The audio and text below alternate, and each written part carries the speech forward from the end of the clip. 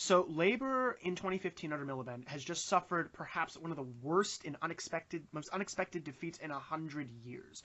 What exactly is the party's condition, and how does that factor into the new leadership race?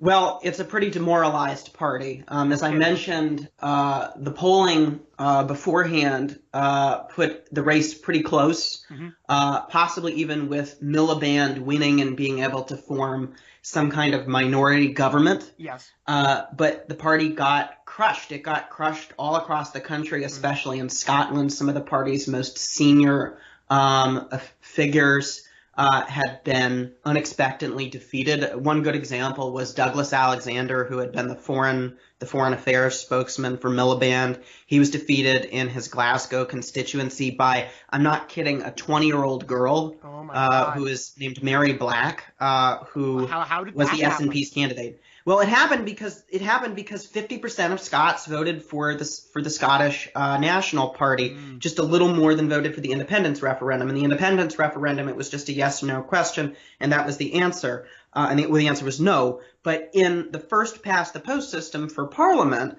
50% of the vote means a shitload of seats. Okay. And they got all but 3 seats in Scotland. So all these Labour Party figures have been defeated. Well, Thomas. Do you think that had Labour not been sleeping, as you said, during the Scottish referendum, and had come out in support of the Scottish referendum, that would have resulted in them keeping their constituency in Scotland without losing too many? I think that the party's decline was going back much longer than that, and the seeds had already been set, honestly, even before Tony Blair went into office. As I said before, there's this big economic decline that's taking place. There's cultural shifts that are occurring throughout the country. Right. The picture was, what happened was that before 2015, Scots didn't really feel like they had, before the referendum, I should say, Scots didn't really feel like they had much of an alternative to Labour. And this is still how people in Northern England feel. Okay. What the Scottish National Party showed when it went into government at Holyrood — Holyrood is the Scottish Parliament in Edinburgh — they showed that they could govern credibly. They showed that they connected to these social democratic values that Scots had. They successfully portrayed the English as being different, not in a chauvinistic way, or at least not a way like far-right nationalist parties would, but saying that Scots are different, we're more communitarian. There's a great Gaelic word for this that I can't remember that again and again Scottish commentators like to use. I'm not going to bother looking it up, but they successfully portrayed themselves as being a credible alternative to Labour.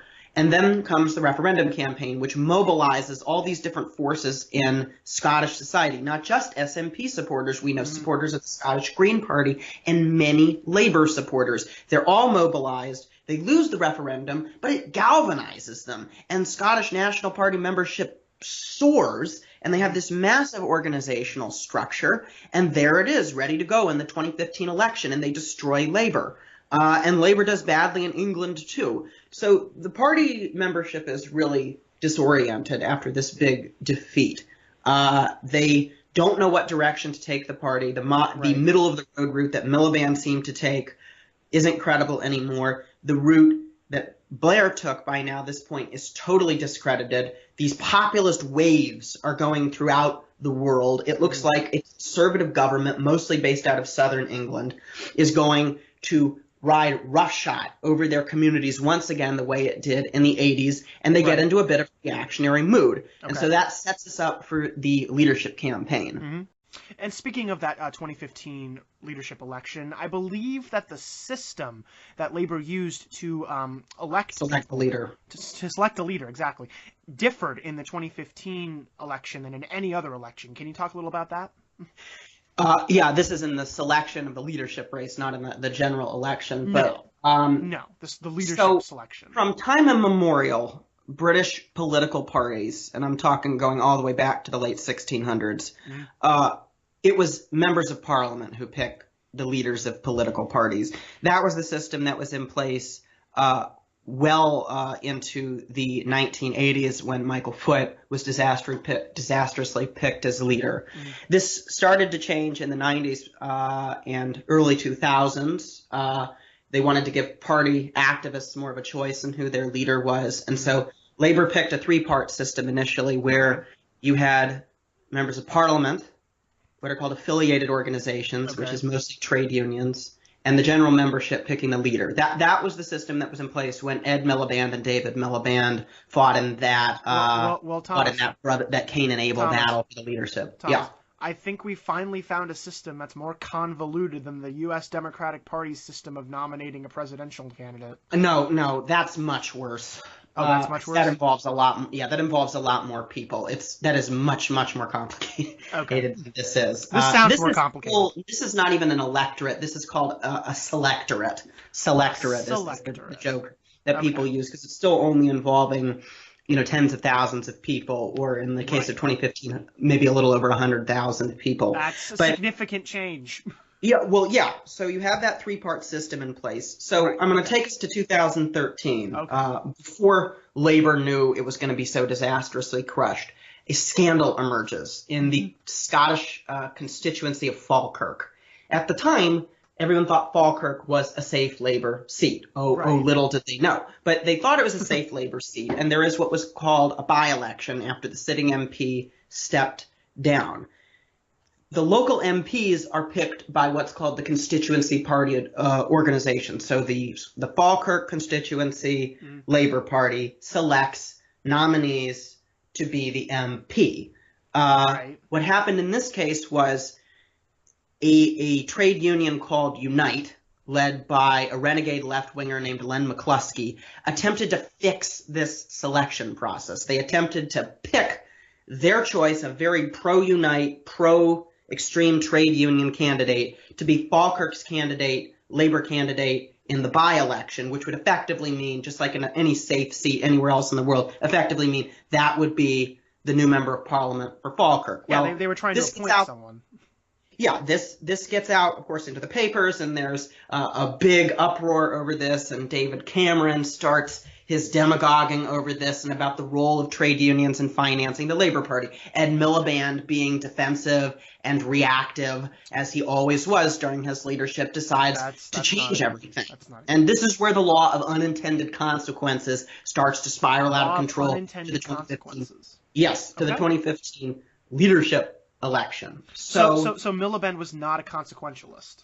I don't think he clearly wasn't. That is a grave sin in my book, Thomas. That is a grave sin. Yes, it is. Let's see just how bad it gets.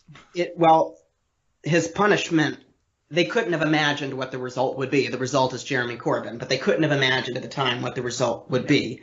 So he thinks he's going to challenge the Conservative Party's system of corporate finance if he reforms the Labour Party's system of party finance from the trade unions. He thinks if he reforms it, then he'll actually be at an advantage. So he changes that, but one of the other things he changes is the leadership selection process. And he moves the party closer to something like what we call in the U.S. a closed primary, where party members get to select the leader.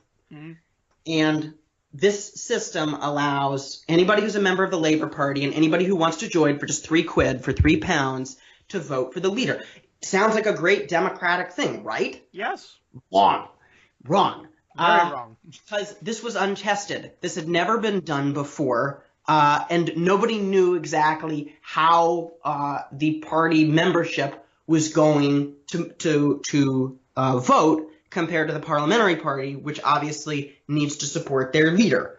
So after the party is in its demoralized state, after the 2015 defeat, they are in this reactionary mood.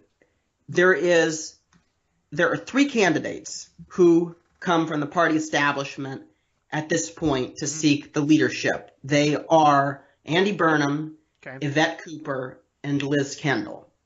None of them very much more inspiring than Ed Miliband. Well, that's not as these candidates start to emerge as the leader, and as really the rising stars of the Labour Party, who everyone would have hoped, men like Chuka Amuna and Sadiq Khan, who our listeners will now know as the mayor of London, they opt out. Even David Miliband opts out at seeking the leadership. The left of the Labour Party, which has been in exile for all this time, has a big meeting. There's a group called the Socialist Campaign Group, which has been from the early 80s, the left of the Labour Party's organization within the party. Okay, Thomas, stepping back sure. for a second. Why Sure. did these rising stars opt out of the election? Is there any real reason for that? Did they Well, see... would you want to be leader of the Labour Party after the 2015 election, Josh? Well, it depends. Would you want to be the leader of the Democratic Party right now, Josh? Well, that depends as well. After a major defeat, you have the ability to reform and re-energize a party in a different image. It's what Clinton did before winning the presidency. What Blair did. Yes, it's what Blair did, exactly. So if you've got an entire vision for how the party's meant to be structured and you can get people to go along with it, then it might be the best time to run for a leadership. There's your problem.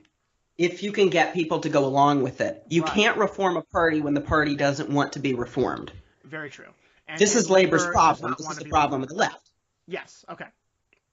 So the Socialist Campaign Group meets and wants to pick its own candidate. Usually they've done this in previous elections just to get their point of view heard. It's a bit like when, Nancy Pelosi is going to be coronated as leader of the Democratic Party and Keith Ellison makes his attempt. I think he was really trying, but makes his attempt. Really trying. Yeah, to make a bid at the leadership. It's and the Tea Party Bernie Sanders running against Hillary Clinton. The same thing at Boehner. Yeah. It's also what a lot of people thought Bernie Sanders running against Hillary Clinton was, which was an attempt to get Hillary Clinton to go further to the left. No. Yes, that's exactly what it was. And that's what it started out as initially. Yes. And that's what it started out initially as in the Labour Party as well. Right, okay.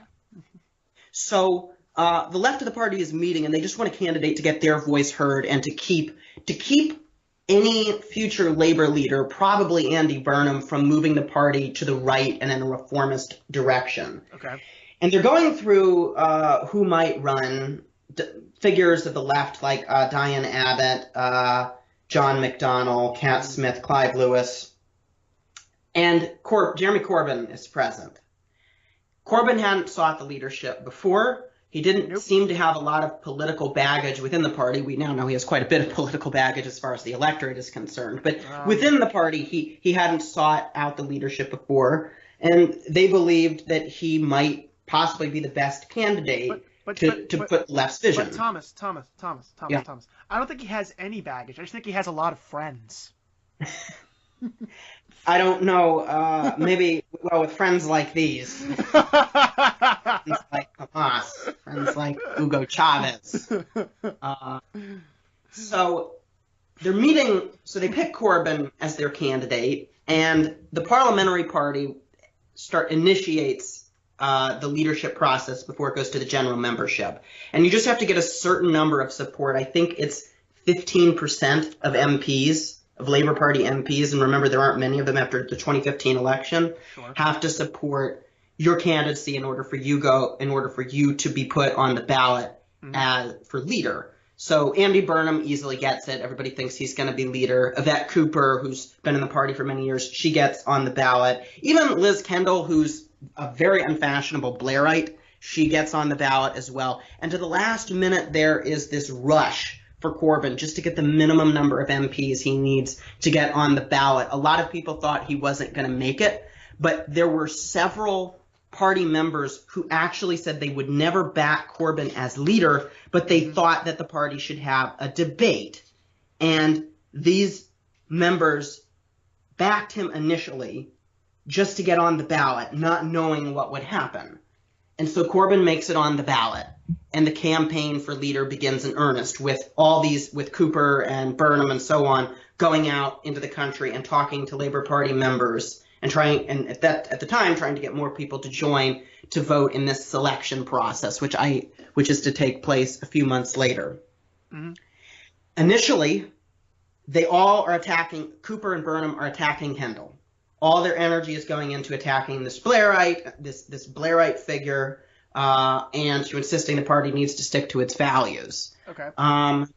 And they spend no time attacking Corbyn because they don't think he's going to win. Except Corbyn starts holding political rallies, Bernie Sanders-style political rallies. This is going to be the base. Rallying the base. That the British don't use that. Actually, I've heard them use it lately. They usually don't use that word. But I think that Corbyn brought it to Britain. Yeah. Well, I mean, there's a lot of they watch our politics more than we watch theirs, so they've adopted a lot of our terminology. Well, I think Thomas, one of them. Thomas, we have the luxury of not watching British politics. I don't think that anyone has the luxury of not watching American politics. Especially these days. Yes. So Corbyn's running these rallies, right, across the country. And the core Labour Party members and new people who haven't been involved in the party before in droves are showing up at these rallies. And suddenly the mainstream candidates are becoming aware that he might be a threat. But by the time they become aware of this, it's too late. And there's a poll that's released, I think, by the Times newspaper among Labour Party members that puts Corbyn in the lead. This is partway through the race. And by this point, the establishment isn't sure what to do. Meanwhile, party membership is soaring, and it seems that a lot of people in British society who are on the extreme left are paying to enter the Labour Party, including among them people who might have been affiliated with left-wing parties and organizations not connected to the Labour Party, communists, Trotskyists, extreme socialists. And they're paying to come vote for Corbyn. And they're all coming in to vote for Corbyn. So the party leadership, and I'm not talking about Cooper and Kendall and Burnham. I'm talking about Harriet Harman, who's the deputy, who's the interim leader at this point, and other officials within the party. Its lawyers are questioning, can we allow all these people who are joining at the last minute to vote in this selection process, particularly if there's evidence that they've never been in our party before and that they might be joining just to disrupt it. And this is an impossible position for the party leadership. Firstly, if you can stop them from joining, it looks like you're purging the party of supporters. And that looks very bad. Yeah, that looks terrible. But if you let Trotskyists and communists join the party, that also looks really bad. That also is bad and influences the result, and they don't know what to do. Then finally, so the leadership candidates are now faced with a similar dilemma that the Republicans are going to be faced with a few months later in the Republican primary in the U.S. Should Kendall and Cooper drop out and throw their support behind Burnham? This is what Burnham's people are telling them to do in order to stop Corbyn, which also, by the way, looks like they're ganging, the party establishment is ganging up on Corbyn, which is good for his image. Oh, it's great for his image. Yeah, it's great for his image. That's because he's running this anti-establishment campaign. Well, Kendall and Cooper ultimately don't do this, and they say it's too late anyway. And by the time the ballot actually happens, you have a divided establishment field with weak candidates, and you have this insurgent far-left candidate who has taken all the oxygen out, all the initiative out of this campaign for leadership. And when the result finally comes in the spring of 2015, Corbyn wins, and it's not even close for the other candidates. And Jeremy Corbyn becomes leader of the Labour Party. So let's go back and let's say that the other establishment candidates do drop out and they do support only one candidate. And let's also say that Labour decides that having Corbyn as leader is more damaging to their potential reputation than closing off the admission process to the Labour Party. Would Corbyn still have won the election, in your opinion? Or the selection process? I think it would have been less likely, but I'm still honestly not sure. Okay. He won with, I'm looking at the figure now, 251,417 votes. Okay, and everyone else got. Wait, was that how much more votes he got than everyone else? Andy Burnham got 80,000. Oh my God, that's a lot. Okay. Yeah. So now you have to remember, this isn't a one-round system. True. It's a preference system. So, and I'm scrolling down to the results here in Wikipedia, but you had a system where people would rank their supporters. So they might put Burnham as their first choice, and then Cooper as their second choice, and Corbyn as their third, and most people would have put Liz Kendall as their fourth. Her views were very unpopular at this point. I think she would have been a fantastic leader who might have won the election, but her views were very unpopular within the party itself. Okay. And so you have to remember that it was a preference system. This wasn't necessarily outright, which is why I'm not sure. Okay. But he picked up so much support so quickly, and the the popular support was so overwhelming. And it's worth just mentioning to you, Josh, almost no members of the parliamentary party, just a handful, supported Corbyn. He had the endorsement of, I believe, just 36 members of the Labour caucus, of the Labour parliamentary party. It was very, very few members had confidence in him, and these are the people who he has to lead when he gets into parliament. It's not like a presidential system. I can see a problem budding here. It's a real problem. And just to describe kind of the mood that happened, there was a great article in The Guardian called The Corbyn Earthquake that goes through the whole story that I'm describing now that I might possibly be pulling a few details from.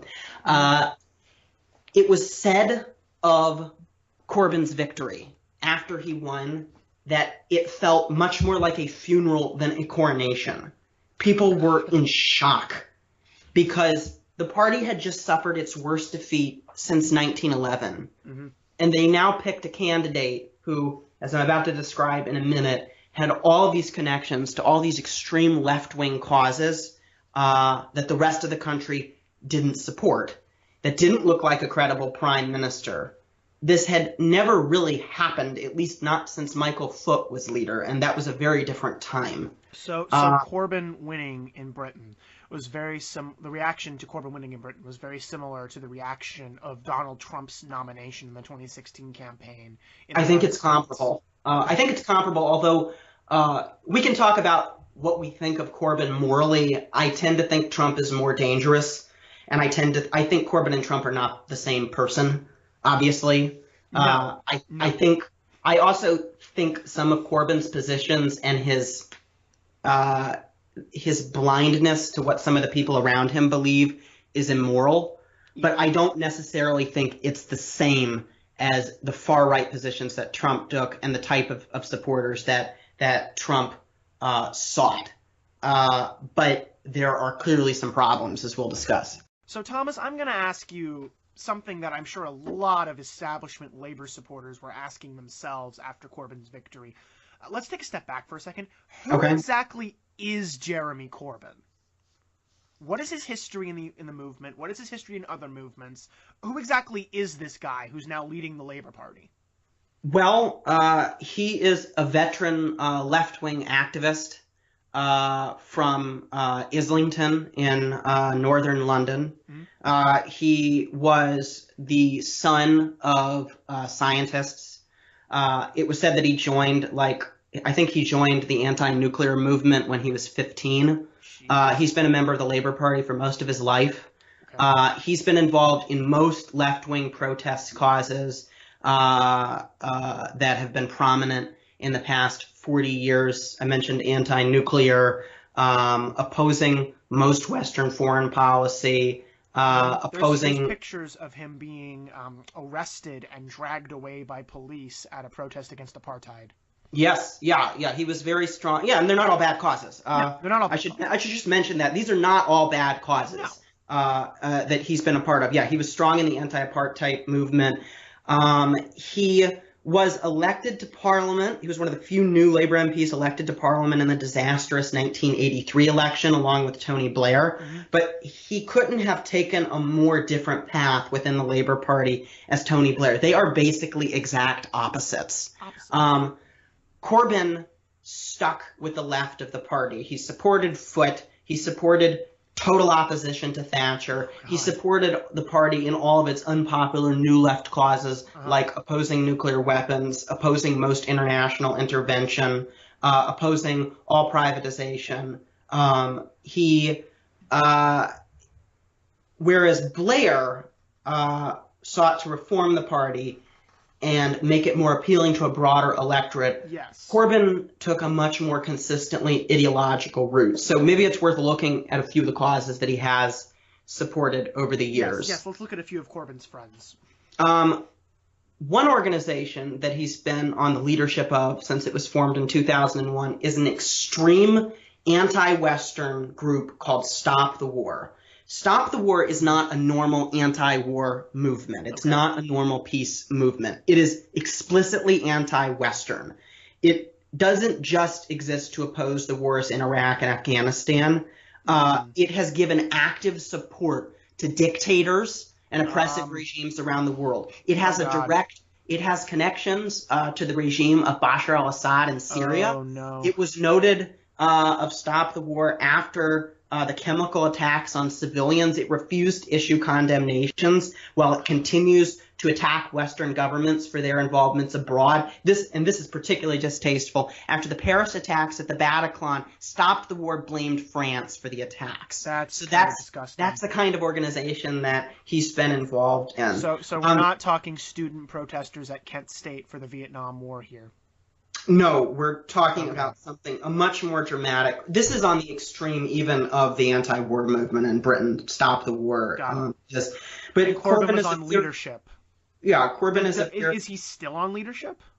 I think he may have stepped down just as he became leader of the Labour Party. Okay. But he didn't leave when they weren't condemning chemical attacks on civilians. Yeah, they consider him. They've written very fondly. I've been to their website. They've written very fondly of him as a friend, and were very strong in support of his leadership. And this isn't really the only time that Corbyn seems to have shown blindness to appearing with extremists. No. He notably met with members of the IRA during the Troubles in Northern Ireland. He did. He has praised Hugo Chavez in Venezuela. He has. He shared a stage once with members of Hezbollah. This last activity is particularly important. It's safe to say that Corbyn is strongly critical of Israel. Incredibly strongly critical of Israel. Yeah, incredibly strongly critical of Israel. But he seems to have been blind, and appearing with Hezbollah as an example of this, of organizations and people that mix opposition to the policies of the Israeli government with anti-Semitism, generally, and violence against Jews. Yes. And this has been a problem within the Labour Party, both before and since his leadership, of older figures within the party, notably the former mayor of London, Ken Livingstone, and others making anti-Semitic statements, and Corbyn either refusing to condemn them or seeming confused at the idea that there are people in his party who are attacking Jews and that this is somehow acceptable. So there have been a lot of controversies. Yes. Going back to his time in Parliament, I thought this is one statistic that I found astonishing. He voted against his own government, against the Blair and Brown government, more than 400 times. He voted against a Labour government, this 13-year Labour government, more times than Conservative Party leader David Cameron did. Wow. So that's the extent. That's the extent of Corbyn's opposition to his own party. So this was a serial rebel against his party at the time of becoming leader. So you can sense the astonishment that the Labour Party was in when he was selected leader in the spring of 2015. You essentially had an anti-partisan person become a leader of a partisan party. Yeah, well, you had the dog. The dog finally caught the postal truck. And what does he do with it? Well, exactly. What does he do with it, Thomas? Never thought you'd ask. So he appears as leader of the Labour Party at an interesting time. This is just a few months before David Cameron is preparing for Brexit, for the referendum on whether or not Britain is going to leave the European Union, which at this point everyone, including myself, thought that Britain was going to remain within the European Union. Well, Thomas, and it's worth mentioning that Corbyn historically has opposed the European Union. Yes. Well, Thomas, I think that everyone for quite a long time thought that Britain was going to remain in the European Union. I think that might have been the case up until the election, or the referendum, rather. Yeah, so Cameron runs in 2015 on the idea that he's going to hold an in-out referendum on the European Union, thinking he's going to win. And calls this referendum, believing that support is greater, and polls backed him. At a time when a member of a group that we haven't really talked about much in British politics, the Eurosceptic left, is now at the leadership of the Labour Party. Euroscepticism famously is a big feature of the British right. It started with Margaret Thatcher, who became increasingly critical of the European Union toward the tail end of her time as Prime Minister and was famously ousted as Prime Minister. As a result of this, John Major, who was then Prime Minister after her, supported the EU, but his own party, significant numbers of his own party, were against it. This caused a civil war, which, as I mentioned, led to Labour coming to power in 97. So we talk a lot about that. And in later years, the rise of a political party called the UK Independence Party, or UKIP, which gives voice to right-wing Euroscepticism. Nigel Farage. Yeah, Nigel Farage, good old another friend of Donald Trump's. But yes, very good friend. There is more of a stronger history and a longer history in Britain of Euroscepticism on the left. When in 1975, I think it was, Britain held, and you might want to Google this, Britain held its referendum on membership of the European Community. Both parties were split, the Conservatives and the Labour Party. The middle of both parties supported going in the European Community, including Margaret Thatcher at this point, and on the center of the Labour Party, Roy Jenkins, who I mentioned, and Prime Minister Harold Wilson. But the left of the Labour Party, particularly Tony Benn and a young Jeremy Corbyn, opposed entering the European Community, along with Enoch Powell on the right of the Conservative Party. And they did so because they thought, it's a free trade bloc, and presumably people on the left are not going to support a free trade bloc, and the unions wouldn't support a free trade bloc. So Corbyn has a history in his heart of Euroscepticism. And when the campaign comes around, and we're now up to 2016 here, when the Brexit campaign comes around, Corbyn is a very reluctant convert to the position of his parliamentary party, which is supporting being in the European Union. So Cameron and the Liberal Democrats are on the campaign trail campaigning for the Remain side pretty early. Right. Other key members of the Labour Party are on the campaign trail campaigning early. A welcomed reappearance is made by Tony Blair. In this campaign, supporting it. But Corbyn is nowhere to be seen for several weeks into the campaign. And the polls get tighter, and the referendum ceases to be a discussion about the economic situation of Britain if it leaves the EU, all the uncertainty that would bring, and it becomes a discussion of immigration, which, as we all know, is a winning position for Brexit. The European Union becomes tied to immigration policies, which large numbers of the population on the left and the right oppose, and Brexit starts to pick up support. And where is Jeremy Corbyn? Still doing nothing. He finally makes an appearance after several weeks into the campaign. He refuses to share a stage with David Cameron, so there's no party unity here to opposing. Good start. Good he start. He forms his own organization called Labor in Europe, I believe it's called. He gives a kind of half-hearted speech that he has to read off of sheets of paper. And just to give you a sense, Jeremy Corbyn never has notes when he talks. Jeremy Corbyn is a natural when he's in front of a crowd. He's off the cuff. Partly how he became a leader. Yeah, so he gives this half-hearted speech saying, yes, we should stay in the EU for these reasons. There are very few people around. He makes only a few campaign appearances, and he certainly doesn't participate in the debates that are happening, that are increasingly looking like American-style primary election debates. They are terrifying if you watch them, particularly the audience screaming at each other during the Brexit campaign. Well, you mentioned this earlier, how the campaign had turned from issues of economics to issues of immigration. Yes. Whenever Cameron or Remain supporters would try to pivot back to issues of economics, particularly Nigel Farage was well known for this, he would claim that they were trying to do this because they had no way to address the question of immigration, and would call that a victory. Yes, he would. And the terrifying thing, as a side note, it really wasn't just Farage. I actually don't think that the leading figures in Brexit, and one of really the main reason why the Brexit campaign won, is it wasn't just UKIP and UKIP leaders that were dominating the campaign. It was actually really demagogic members of the Conservative Party, particularly the current Foreign Secretary, Boris Johnson, Yes. Andrea Leibsom, a veteran right-wing conservative MP. Michael Gove, the former education minister, his most famous quote during the Brexit campaign is, "The people have had enough of experts."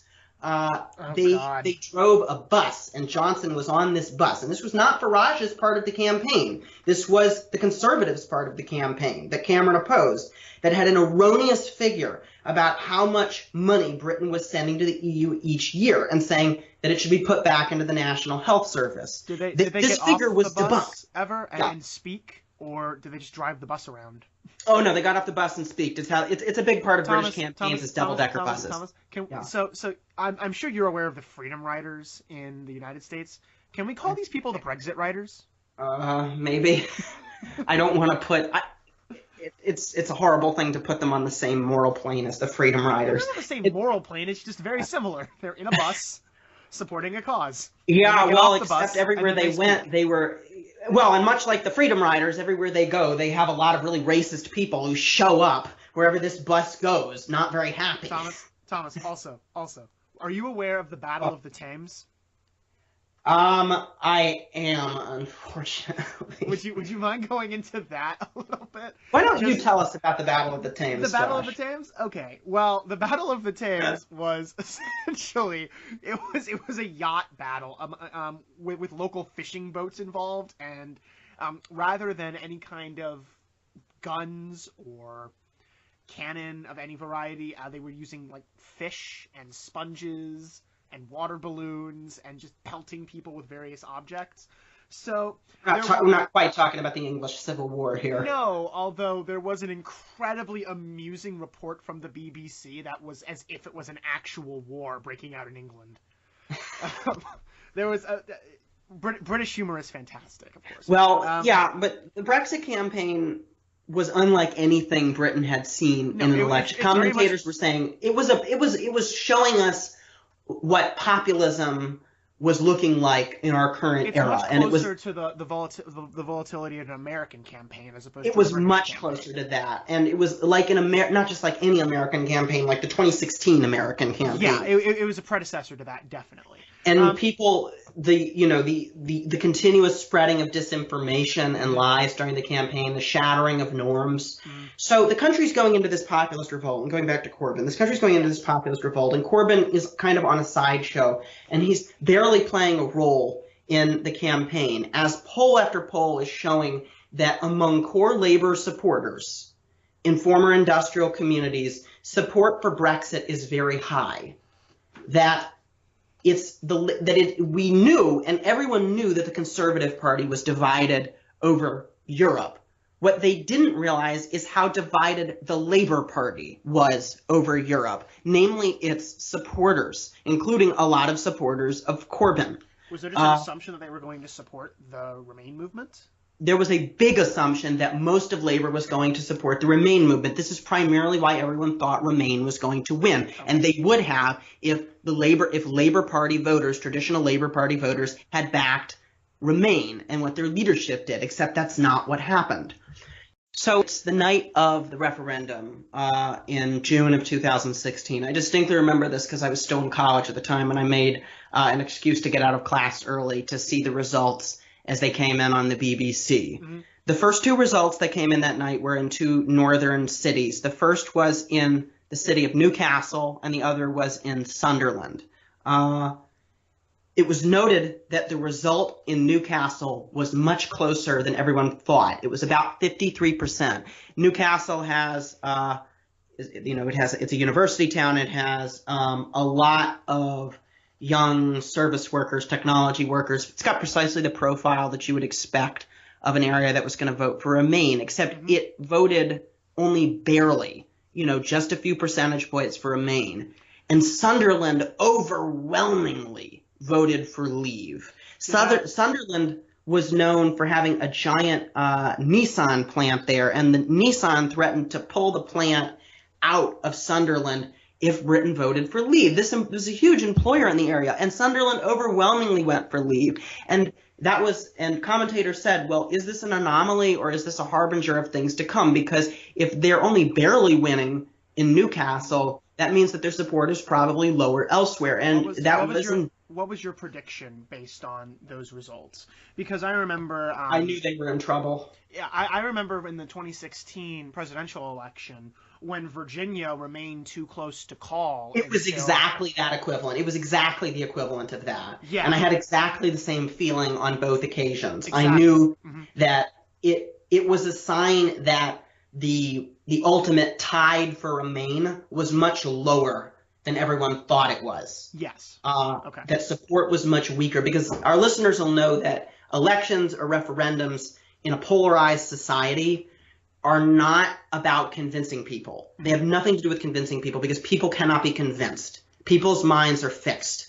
It's about turnout. It's about turning out supporters who already know how are going to support a certain side. And the turnout for Remain, and this is going to become an issue for Corbyn later, was much lower in the areas where it needed to be. And by the end of the night, David Dimbleby, the veteran British broadcaster of God knows how many years, probably going back to elections in the 1700s, he's been on the air forever, says that the decision that British voters made originally to join the European community has been historically reversed, and Britain is indeed going to leave the European Union. The whole political establishment is in shock. David Cameron resigns as prime minister the next morning, and within a few weeks, Britain has a new prime minister, Theresa May. Critically, okay, so we're getting back to the Labour Party here. Critically, at the same time that the Conservative Party is in utter panic and has to pick a new prime minister, there is the unprecedented situation of the leadership of the Labour Party leader being challenged at the same time. That's right. The shadow cabinet starts to challenge their leader, Jeremy Corbyn, in the parliamentary party. They're blaming him for not campaigning hard enough for this decision. They say he has part of a responsibility, too, for this disastrous decision, which is going to hurt hardest their members in northern England and in deprived areas as the British economy shrinks, as unemployment goes up, all these disastrous effects. As the pound plummets. Yes, as the pound plummets. And so there is a challenge to Jeremy Corbyn's leadership from the party. His main opponent is a Welshman named Owen Smith, who's also pretty left-wing. The party establishment recognizes its mistake from 2015. They all get behind one candidate. Nobody's going to make the same mistake that they made at that time with a divided field. And it's just a one-on-one between Smith and Corbyn. Okay. And a new organization called Save Labour is founded, it may still exist, to rally new supporters in against Corbyn in this system, because at this point it's about recruiting people to the Labour Party to join to vote for Corbyn. Okay. It doesn't work. Smith fights the good fight, and it's just worth queuing up the debates that Smith and Corbyn had just to hear Owen Smith's Welsh lilt. If you've ever heard a real Welsh Northern Wales accent, it's quite something. Yes, Jeremy, but you're wrong about this. It's hysterical. That was more Scottish, I think. It sounds Scottish. It's hard for me to do the distinction, but a Northern Welsh lilt is quite an accent. But they have these debates, and they try to get more people to join the party, and of course it doesn't work. Corbyn gets almost twice the result in the end that Smith does. He gets about 61.9% of the vote, 313,000 votes to Owen Smith's 103,000. Yeah. He comes in with a mandate, and left-wing commentators are saying this is definitive. Jeremy Corbyn has a mandate to lead this party and to lead this party to what they then thought was going to be the 2020 general election.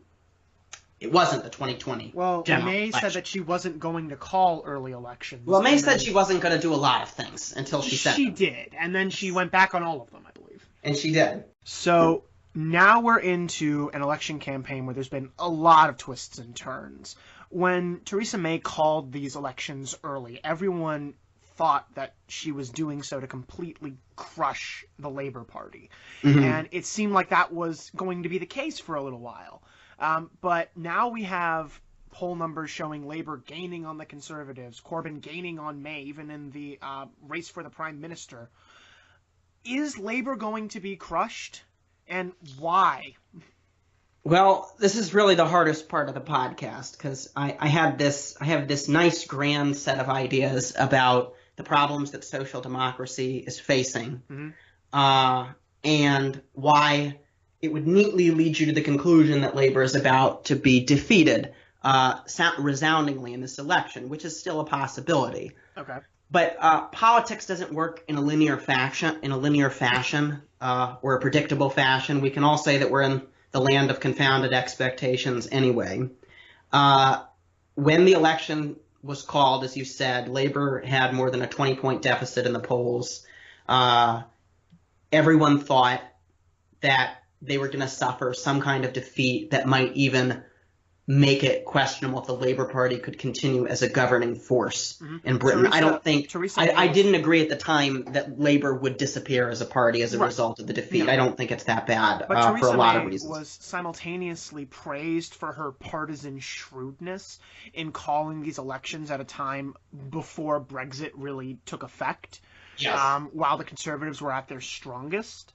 And at the same time was condemned for essentially throwing Labor out. The perception was that she was essentially throwing Labor out of the government. She no longer wished to deal with them. And yet, like you said, despite these theories, despite what we initially thought, it seems like there might be a bit more nuance here. There might be a bit more to this story. What exactly is that other bit to this story, Thomas? Well, the first thing is that no matter how weak in a democracy, no matter how weak your party is and your position is, other people can screw up too. Political parties tend not to be at their best either when they're way down in the polls or when they're leading in the polls. They tend to do pretty well when they're competitive. And the Conservatives made a lot of mistakes in this election campaign. I'm going to mention a couple of them. Okay. The first is that in an attempt to pick up Labor voters to the Conservative Party, which has been Theresa May's whole mission from the moment she became prime minister, she gave a speech that any Labor prime minister could have given when she entered Downing Street, talking about inequality and about the problems of markets. And the Conservative manifesto backed this and said that it does not ideologically back the idea of untrammeled capitalism. There was some unheard of language in this Conservative manifesto that seemed more like something that Labor would have supported, because May thinks that there's a lot of Labor voters who might be up for grabs in the wake of the Brexit referendum, and there's some evidence of this. But she made this really bold and, to use a phrase from Yes Minister, this very courageous decision to change the British system of social care.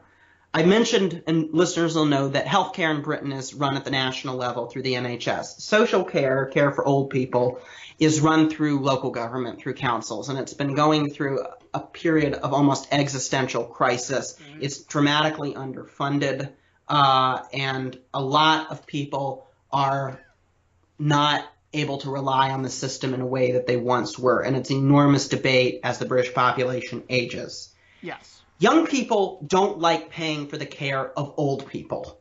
This is a universal truth. This is a universal truth, including the present speaker. Young voters in Northern England are not factory workers. No. They're working in the gig economy. There's a lot of talk about 0 hours contracts in Britain. They have no memories that their parents and grandparents did that might have made them loyal Labor voters. This was an appeal to younger voters and to people who didn't traditionally vote Conservative when she wanted to reform the social care system and make it the case that they don't have to pay as much into it. The problem is old people, who are the most reliable voters, rely very much on social care and are very reliable voters of the Conservative Party. And there was an uproar over this change on social care. And within 4 days, the Prime Minister did, and this is a uniquely British political phase, a U-turn. She did a U-turn on the social care policy. I just have to say, when privatization was becoming unpopular under Margaret Thatcher's second government, she gave a famous speech at the Conservative Party conference in which she said, "U-turn all you want. the ladies not for turning. And here's Theresa May, 4 days after an unpopular policy is released, reversing the decision. This when she was running an election campaign on the idea of strong and stable leadership. Yeah, this is essentially, if I might make an American comparison. Sure. This is essentially Donald Trump getting his supporters to chant "Build the Wall," and then going out in his very next speech, and saying, "We do not need the wall. We've never needed the wall. The wall is a bad idea." Yeah, except Trump isn't claiming consistency as a part of his campaign. He's pretty much rejected that. I mean, I remember in an early debate, Trump saying we need more immigrants. Like, he wasn't talking about low-skilled illegal immigrants. He was talking about people coming in on the H-1B visa system to fill tech jobs. Well, I'm not necessarily sure if that's inconsistent, Thomas. Trump but Trump's reversed himself on a lot of positions. No, this is entirely true, especially as president. And Trump doesn't run on consistency, whereas Theresa May is precisely running on consistency. Right. And some of the rules of politics that don't seem to apply to Trump still apply to a lot of other political figures. Well, this is perhaps even too much of a tangent. So back to Britain. Yeah. So May makes this big reversal. This U-turn on social care. And from that time forward, the polls start to switch. Labor has its own problems initially, never mind what it had before the election. One of its manifesto was leaked, and there was some criticism of the manifesto, particularly on relationship to hiring new police officers, which is obviously going to become a big part of this campaign, as I'm about to mention in just a minute. And the Home Secretary, the Shadow Home Secretary, Diane Abbott, goes on television and at one point says police officers are going to be paid, according to her figures, £7 a year. She changes the figures about 10 different times. She gives a pretty poor debate, a pretty poor interview on this. £7 a year? Yeah, well, and Corbyn gives his own interview on a Radio 4 program called The Woman's Hour, where he doesn't know how he's going to fund his social care proposal as alternative to the Tories. So they have a few problems to begin with. The Bernie Sanders issue.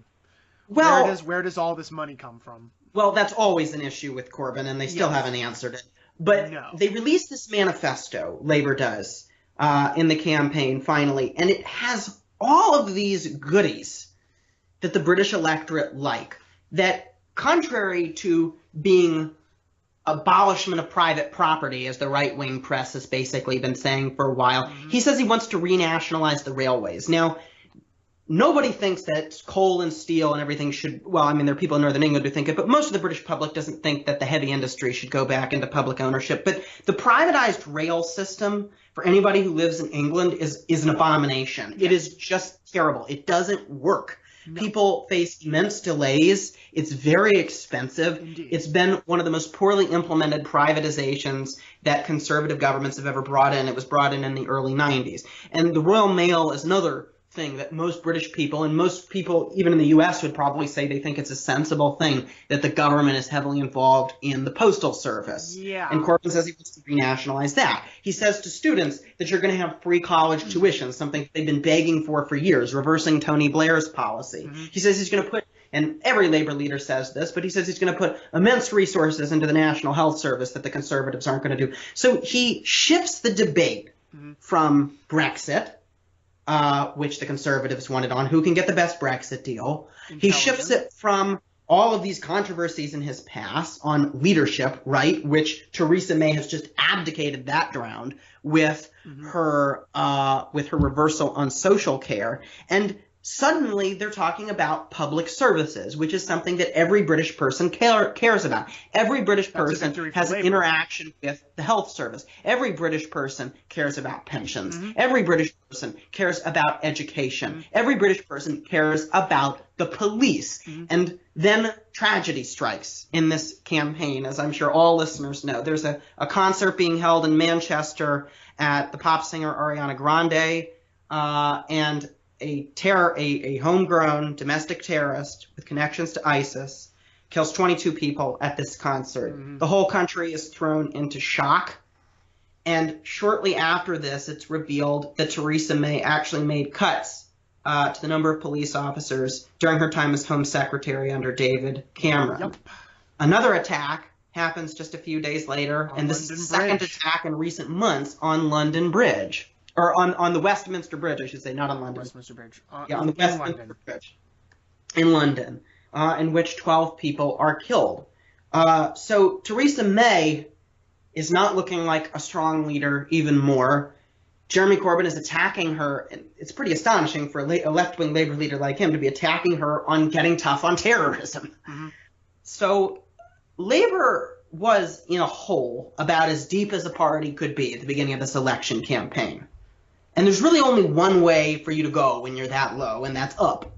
And Labour has started to rise in the polls for all of these reasons. Now, what I'm going to say in response to this and into the inevitable question about predictions on this election is that this is not a presidential contest. Mm-hmm. It is very difficult to predict based on polling, as we discussed with 2015 election, as we discussed with the 92 election, what the result of the number of seats in Parliament is going to be compared to what the overall vote is. Labour is still very much behind. Jeremy Corbyn is still behind Theresa May in terms of leadership, although I think that has narrowed. Mm-hmm. And Labour still ranks pretty low on the economy. All of these measures still seem to bode ill for Labour, and you pack that with the structural arguments that I'm making, with the emergence of alternatives, especially in Scotland. Mm-hmm. And the path to a Labour victory, even of a minority government, is still a tall one. I'm going to qualify this answer. Okay. I have to. Go ahead.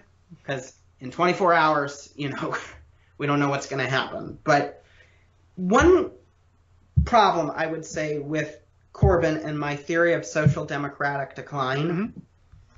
is you have to ask yourself what social space Jeremy Corbyn fills. Okay. And that's a tough one. Sure. He isn't filling the same space politically and socially that Tony Blair filled or that Ed Miliband filled. Mm-hmm. He is much more analogous, and if Britain was a multi-party system, he would be in the same camp as Jean-Luc Mélenchon in France, or of Alexis Tsipras in Greece, right. or Pablo Iglesias in Spain, mm-hmm. leader of Podemos. He's a populist leftist. Okay. He's on the radical left. He's appealing to different segments of society than Labour has traditionally voted for. He could be doing his own kind of modernization, for all we know. It's just not one that we would have recognized. Mm-hmm. So that's really the question, is what coalition with this much more extreme set of left-wing policies can he fill? My inclination is he's speaking to people mostly who are already voting for the Labour Party. He's speaking mostly to people in former industrial communities in northern England, okay. and to what The Economist recently called professional activists, to new left protesters, to extreme feminists, environmentalists, obviously to anti-war people, yes. To either people who were voting for the Labour Party or people of more extreme movements even than that, and not to a broader segment of the electorate. Mm-hmm. Theresa May's strategy, as flawly, as great, with great flaw as it has been executed, is to appeal to as many people as possible, to appeal to new voters beyond her traditional conservative party. And you think that strategy is going to serve her better? I think it will serve her better. It's been poorly executed, but that, in my mind, seems to be the more sensible strategy. She's running as a lot of things in this election, but she's not running as Margaret Thatcher, and she's not running as David Cameron. Mm-hmm. She's not running as an ideological neoliberal at a time when neoliberalism is so hopelessly unpopular. She's running as a soft nationalist, in a different sense of the term. She's running a softer form of social conservatism, the idea of village England. We talked about this in the context of the 1992 election.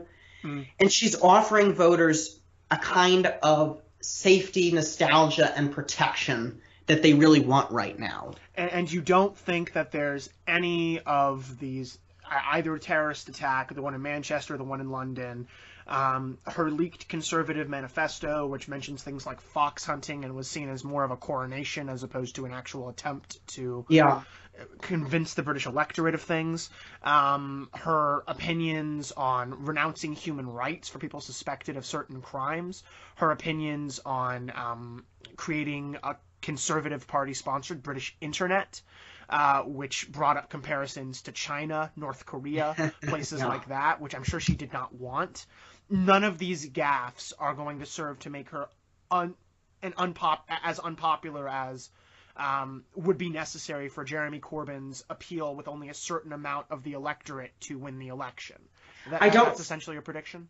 I don't think so, because what you have to take in mind with some of these controversies, and this is true with Corbyn as well, is the order of importance they are in the electorate's mind. Okay. It does seem to be the case. Nobody cares. Not many people care about fox hunting. It's just a mystery to me why that was even in the manifesto at all. I think it was for donors. I have no idea. It was for campaign finance reasons. It was for people like Lord Ashcroft, who give a lot of money to the Conservative Party. Britain has much tougher campaign finance laws than we do here in the U.S., but money does still talk, and bullshit does still walk in Britain, the same as it does in most other democracies. The stuff on divorcing itself from the European human rights organizations, which has been May's position for a long time, is not popular with people who are already going to not vote against the Tories. Right. People like you and me who are internationalists are not a very big part of the electorate. And I don't think most people care beyond the extent of it's her saying, I'm tough on terrorism, which I think is what she's trying to say. It's actually beneficial then. I don't think it matters all that much. Okay. I think the people who care about sticking to international human rights regimes is not the ordinary voter. It's people who are part of the elites in the cities. Essentially, this is these scandals either mainly affect people who already weren't going to vote for May, or they're inconsequential in the larger scheme. The most consequential thing has been this flip-flopping, to use an American term, U-turns. And her perceived instability when that was how she put as her core strength. When she didn't really participate in debates this time around, but she appeared at what's called Question Time, a BBC program where listeners get to ask questions. And question after question, I was watching this, and you can find it on C-SPAN and YouTube, were hostile questions about her reversing positions and this sense of expediency. She keeps saying this election is in the national interest to get a strong Brexit deal. She's sticking to that line. When it looks a lot more like she just did this for her own party strength and to keep her as prime minister for much longer. She also had a disastrous debate performance with Jeremy Paxman, didn't she? Yeah, Paxman is a very, very aggressive interviewer in Britain. And Corbyn didn't do much better. He went after Corbyn pretty harshly on the IRA. Yeah, he went after Corbyn pretty harshly on the IRA and also on the Hamas issue. On Hamas. But it was reported in the British press that Corbyn accounted for himself significantly better than May did, who essentially shut down during. Yeah, she seemed flustered. She generally hasn't. Her campaigning style, it reminds me of Hillary Clinton in a lot of ways. And I hate to make these comparisons. I don't think it's quite that inept. But she doesn't like journalists. She seems to do pretty well. Actually, a lot like Clinton, she seems to do pretty well when she's around ordinary voters. She's animated. She makes a personal connection. But when she is doing interviews, she kind of sticks to her talking points pretty rigidly. She seems flustered when pressed. Corbyn seemed to be a bit more natural, even on the Women's Hour, when he made the Women's Hour interview where he could not give a price for reforming British social care, right? He didn't have a figure for it. That's a pretty core question of competence for somebody who wants to lead the economy. And he seemed natural about it. It was like, oh, I forgot. Oh, well, that's not his accent. But He just kind of let it fly off the hook. I actually hate to make this comparison, and Corbyn will not be happy with me for saying this. It's a lot like Tony Blair. A lot like Tony Blair. Okay. Tony Blair was a master of this. When he fucked up, he just kind of shrugged his shoulders, gave that big smile, and moved on. Joe Biden was great at this. Joe Biden was good at it. Bill Clinton's really good at it, too. Yeah, Tony Blair, when he led this vicious campaign against Ken Livingstone, who I mentioned, against running for mayor of London in the early 2000s, he just attacked Livingstone virulently, probably among other things for the anti-Semitism stuff. Mm-hmm. Livingstone won. Livingstone ran a really good campaign, and like Corbyn now, distanced himself really well from his radical past. Livingstone became a very popular mayor of London. And Blair gave a press conference with Livingstone later where he gave a big smile. Somebody asked, well, you just attacked him and you split the Labour Party and you ran an alternative candidate against Livingstone. And he said, oh, shucks, well, I always said Ken would make a great mayor. And everybody laughed. And that was the end of it. That's a very important ability in politics, is this ability to just kind of shrug off past mistakes. And May just hasn't done it. She doesn't recover well. Clinton was the same way. She can't recover. It's not about getting knocked down, which inevitably happened. It's about recovering. I sound like a self-help coach, but that's the truth. Corbyn just seems to have done a better job with that. Mm-hmm. Well, okay, so we've essentially got your prediction that Jeremy Corbyn's not going to beat Theresa May in the race for Prime Minister. But what about the larger Labour Party? How many people are going to retain their seats? Is there going to be a major shift in favor of the Conservative Party? What do you think the polls say on that? Are they accurate? All right, so I'm really going to insist on this one that we really just don't know. Okay. So I didn't have the good sense to say this. I just have to say to our listeners, we didn't have this podcast in the 2016 election, and for my mental health, I'm glad we didn't, and for my credibility. One of the mistakes that we made... I would probably be fine, Thomas. is insisting maybe based on polling information that we know more than we do. I've already established that I think because there isn't constituency polling in individual parliamentary seats, we just don't know for sure who's going to vote which way. My sense is probably that she isn't going to make as much inroads among core Labour supporters as she would have liked. That's the result of this. That Corbyn has, by shifting the ground to public services, has made the ground a little bit safer for himself. Yes. We really don't seem to know exactly what's going to happen in Scotland. Corbyn's pretty unpopular there as well, and the SNP has managed to hold on to some of its popularity, although not nearly as much as in the golden days of the spring of 2015 when they swept many parliamentary seats. Might Labour get could it back with the fact that another Scottish referendum is coming up fairly shortly. Well, we don't know what's going to happen. I mean, we don't know anywhere, but I sense that the SNP is probably going to keep most seats in Scotland. And the Scottish Conservative Party, and this has been one of the big unreported stories of the election, the Scottish Tories have actually picked up a lot of ground in Scotland where Labour left off. Oh, interesting. Well, the Scottish Tories picked a really good leader, one of the most dynamic, maybe in my opinion, the most dynamic leader in the UK, I would have said until recently, is Nicola Sturgeon, the Scottish First Minister, the SNP party leader. But Ruth Davidson is the Scottish Conservative Party leader. She is everything that the Conservative Party is not. She's basically a progressive. She's not straight. She comes from professional class. She's very young. Good. She's strongly backed Remain. She's very, very popular in Scotland. And to give listeners some perspective, in Scotland, whereas the Labour Party, as I mentioned, was in deep decline over a period of time, the Scottish Conservatives have, since Margaret Thatcher's ill-fated poll tax policy, which was put into place in Scotland first, been viewed as a foreign invader equivalent to Edward Longshanks. The Scottish Conservatives are seen as a foreign force, and were extremely unpopular in Scotland. So this is a major shift.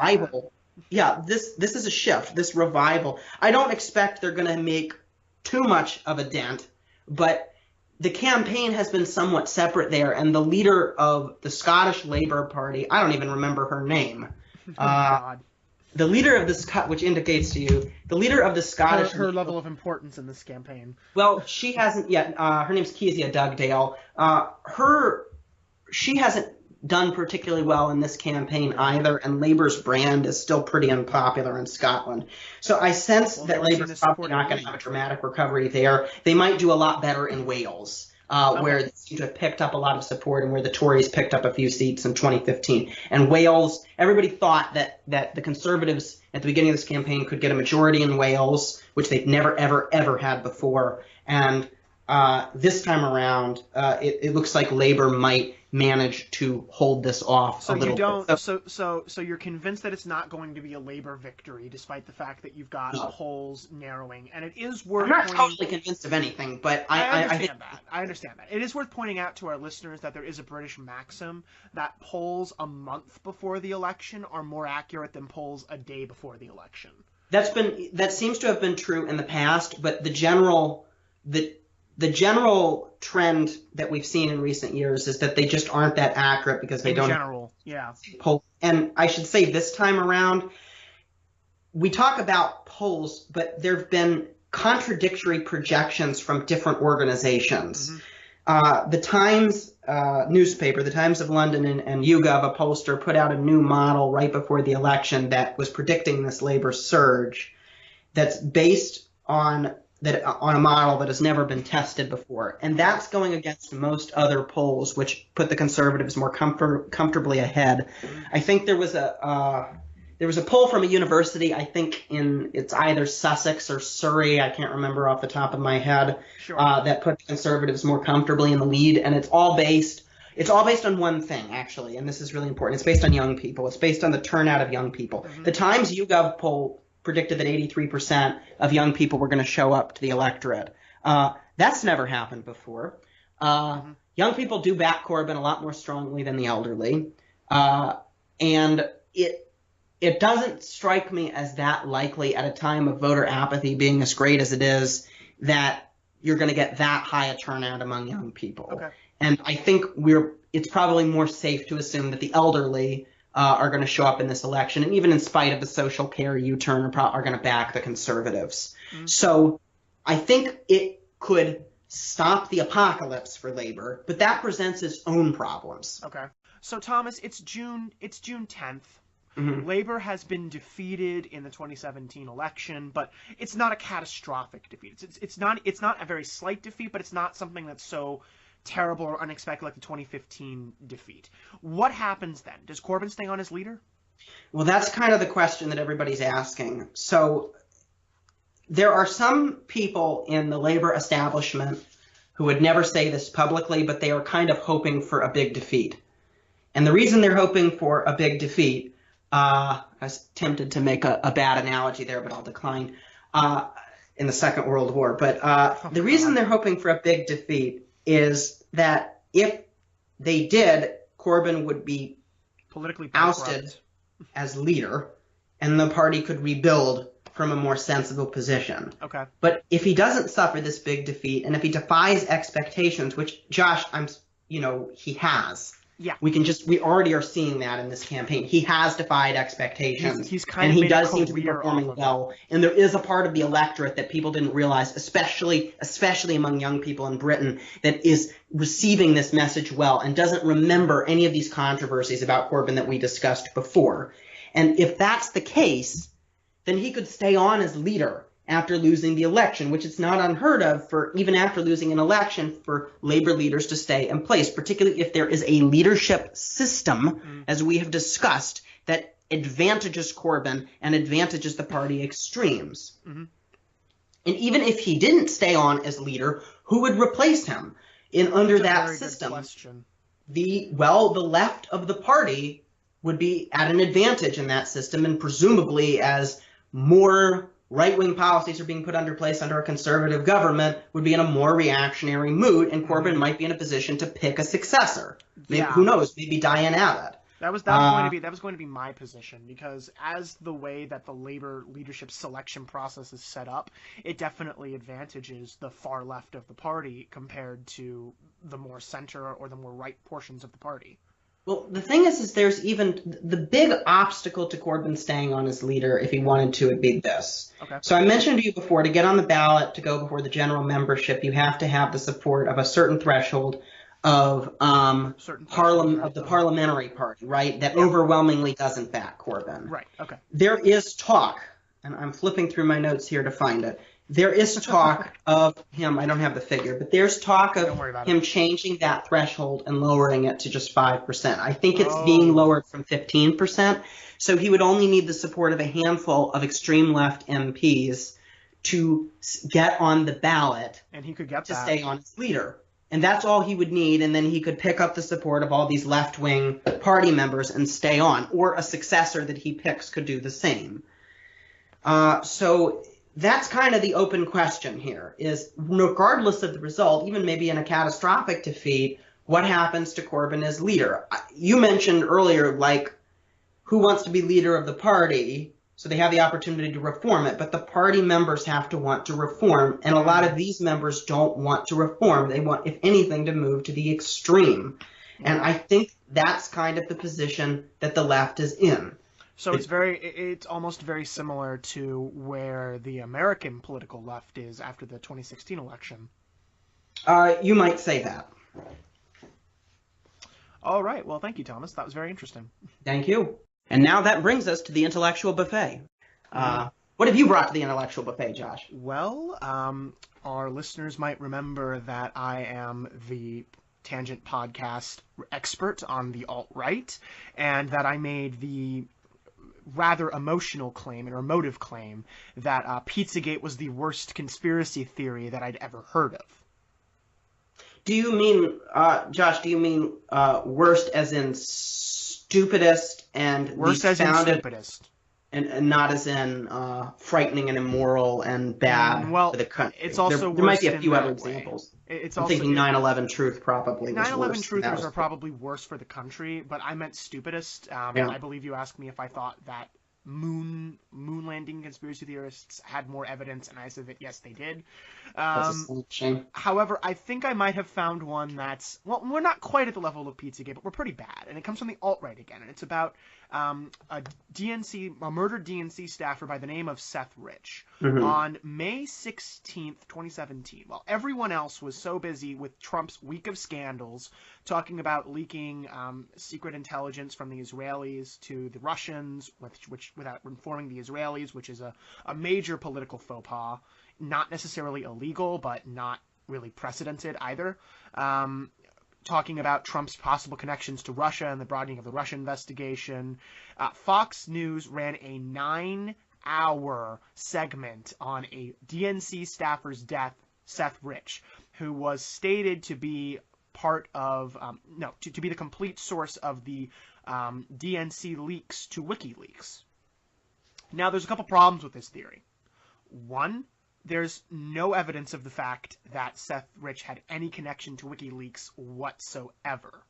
Two, I don't think no evidence has ever stopped people from reaching significant conclusions before, particularly on the alt-right. This isn't a no evidence, sort of no evidence. This is the evidence that was said to have existed specifically does not exist. What's the distinction? Well, the Fox News report done by Sean Hannity and others talked about how the FBI was investigating Seth Rich. The FBI on May 18th or May 20th, or one of those two, specifically made a statement that they are not, in fact, investigating Seth Rich, and that they had not done any of the probes that Fox was talking about, that supporters of this conspiracy theory were talking about. I mean, Fox had to retract this story later on. Fox absolutely retracted this story on May 29th, although Hannity, it's my understanding that Hannity kept talking about it even after the retraction. So there was some tension within Fox. We're going to talk more about Fox in a different episode. Yes. But there was some tension within Fox between management and the quote unquote news division, which I think is a little bit more middle of the road than Hannity, as it were.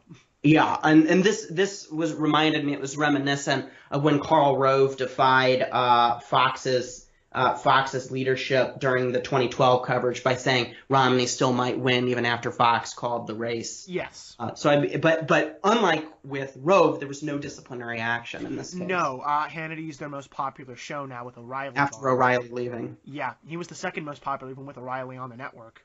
So. But getting back to Seth Rich. Yes, getting back to Seth Rich. Also, Hannity didn't specifically retract his statements, but made the statement that because of the wishes of Seth Rich's family, who specifically called Fox News and other conservative outlets out for politicizing a non-political death, D.C. police, who are investigating this murder, believe that it was a failed theft attempt, a failed robbery. There's much more evidence for that approach, for that particular frame of thinking, than there is for any sort of conspiracy that Seth Rich was the WikiLeaks leak. There have been independent investigations into Seth Rich's connections with WikiLeaks, and they've all come up completely empty, done by the family themselves, the DNC, and other concerned people.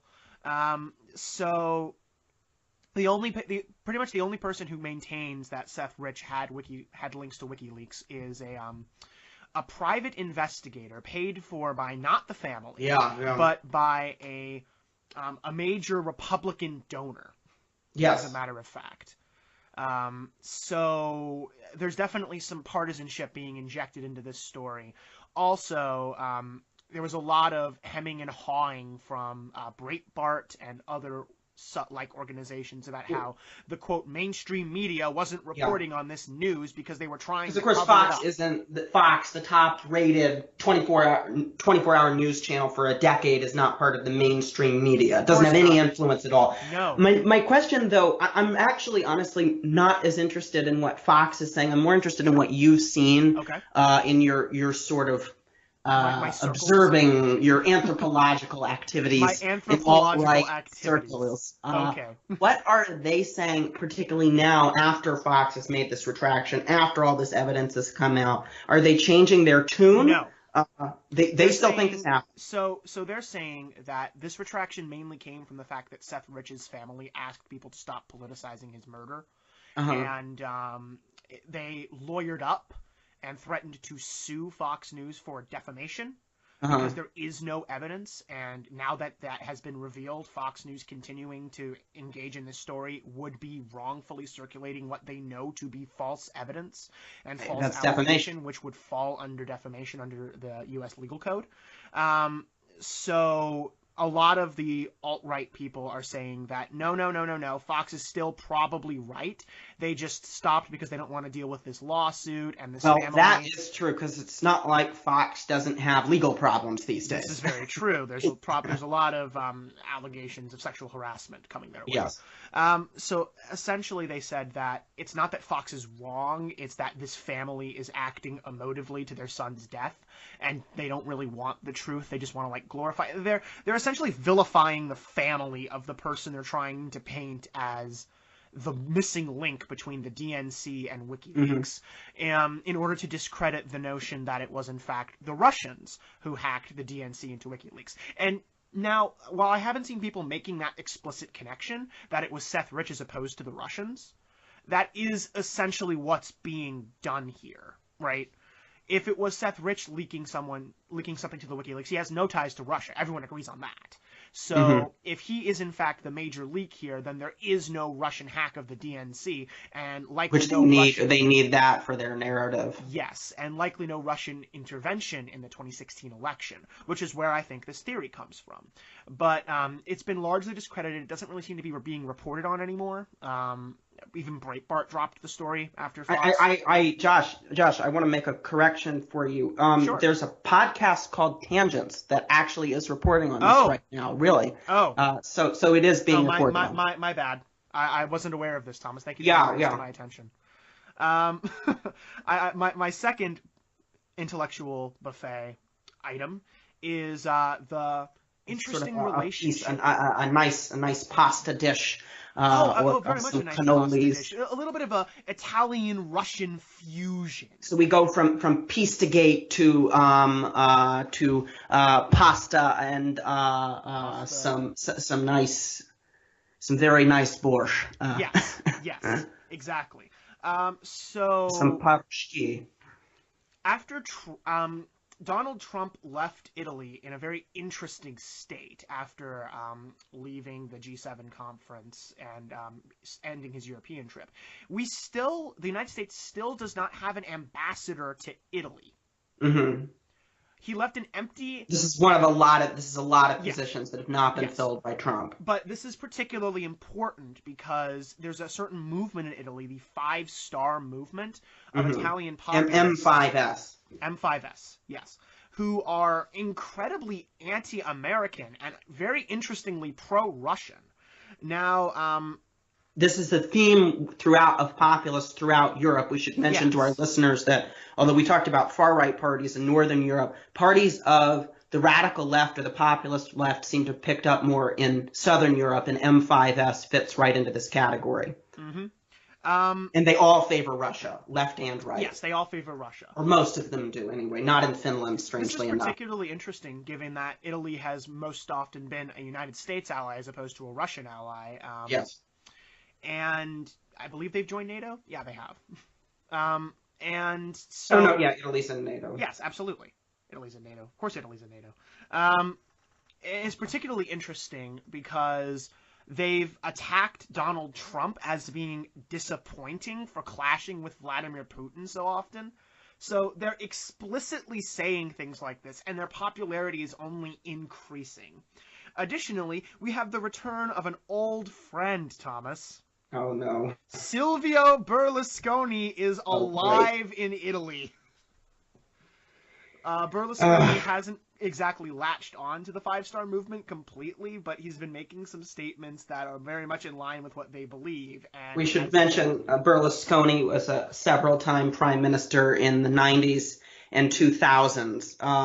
Italians said, of course, when Donald Trump appeared on the American scene, that they might have an idea as far as national prestige as to what we're going through, and also as far as political dysfunction. And when we hit Italian levels of political dysfunction, we know we've sunk quite a bit. I just forgive Italian listeners, please forgive me. I think Italy's a wonderful place, but there's a different country's politics and society. I love Italy a lot, but you know. Also, for any Berlusconi supporters, I am very sorry. Although, at least your man is back, so you have that. On a more sober note. Yes. Are you going to ask a question, Thomas? Oh, well, I was going to say, so Berlusconi's back. Yes. Berlusconi's back. More sober note, to your third point. Yes. My third point? My third item, you mean? Yes. Yeah. So, our listeners may remember that I brought up the Armenian genocide a while back. There was a particularly interesting resolution in which Texas became either the 46th or 47th state to support, 45th state, pardon me, to support the Armenian genocide in absence of the United States government supporting the Armenian genocide. Yes. Additionally, local governments, including the government of Myrtle Beach, South Carolina, and other places have recently filed memos in stating that they also support the Armenian genocide. So it's particularly interesting to me that you can have a vast majority of the United States as a whole file memos that specifically say that they support the Armenian genocide and declaring it as a genocide, whereas the national government as a whole has refused to do this time and time again, even under presidents like Barack Obama, who made it promised during the 2008 election campaign that he would endorse it. And never did. Yeah. And promised again during the 2012 election campaign that he would endorse it, and never did. So I'm just kind of inferring, and I'm pretty sure knowing you, that you support the U.S. government endorsing the Armenian genocide, yes, absolutely, regardless of its impact on international politics. Well, I don't think it's going to have that huge of an impact on international politics, and I don't think that engaging in genocide denial is the right way to improve foreign relations. And we should say, definitionally, you think the government not officially making the declaration is equivalent to genocide denial, then. Absolutely. Yeah. You are denying the victimhood status of these people. You're calling it a human rights violation. Yes. It absolutely was, because genocide is a human rights violation. I think we can, that's definitely true. That's like saying that a crime has been committed when that crime was murder. So, I have another question, though, just given on the slim possibility that we're ever going to get a U.S. recognition of this. And I should say many in Congress do support this, including many Republicans. Yes, it's not. Yes, it's actually. It's always been an executive branch and diplomatic issue. It's never really been an issue. I think the votes are there in Congress. Definitely, I think so. The question. I don't know. Did Obama ever explicitly say he would veto it if Congress passed a resolution? I don't think that he would have, and I think that he could have made the excuse to Erdogan that it wasn't his call. Yeah. Congress had kind of spoken, and that the American people as a whole were in support of this declaration, so it wasn't in his ability to really refute that point. And also, it's very interesting. Yeah. But you don't think Trump, there's not much chance, because Trump wants Erdogan on his side, that this is going to happen. Well, the Turks aren't. I mean, it really depends. We're already losing Turkey as an ally. We're in the process of seeing Turkey being seared away from. We're in the process of losing fucking Germany as an ally. But yes, NATO people are already pulling away from us, and realistically speaking, Germany's moving away for different reasons. At the moment, we definitely need all the help we can get. But I would argue that Turkey has been incredibly ineffectual at fighting ISIS compared to the Kurds. If we actually wanted an ally that was going to help us fight ISIS, we might as well break with Turkey almost entirely and recognize Kurdistan, get it over with. Absolutely. Wouldn't have any problem. The Tangents podcast is in support of Kurdistan. And I do have a fourth item because I have to. Yeah, and this one we could do several episodes on, but we really had to mention it. It is the 50th anniversary of the 6-Day War, which is actually one of the most controversial wars in Israeli history. So we're going to cover 6 days in 50 years, Josh? Sure. Ironically enough, and by the way, saying that this is one of the most controversial wars in Israel's history, which is essentially a history of controversial wars. I think we can agree that Israel's history is a history of controversy. Oh, yeah, absolutely. The wars, and there's wars in that, so therefore the wars are controversial. Easy. Transitive property.